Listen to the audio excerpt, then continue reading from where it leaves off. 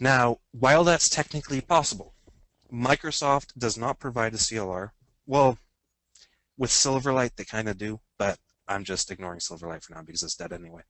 Um, Microsoft does not provide a CLR for macOS or Linux.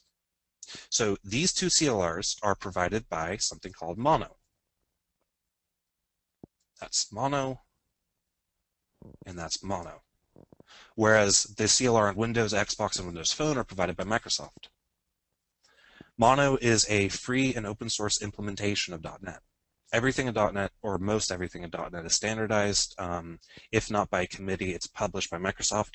And Mono is simply an implementation of .NET, and the respective compilers, such as C#, VB.NET, and F#, and an implementation of the CLR, so that our .NET code can run on macOS and Linux. Okay, so basically we have two major implementations of .NET. We have Mono and we have Microsoft's implementation. I'm not including the Silverlight implementation because, like I said, Silverlight's dead. So Mono will run on macOS. It'll also run on Windows just fine, by the way. Runs on Linux. It also, because it runs on Linux, it also runs on Android. And there is, in addition to that, a implementation that runs on iOS. So Mono pretty much runs everywhere, and it's open source and free and all that stuff. That being said, the tools to develop for Mono for Android and iOS are not free. Just wanted to point that out.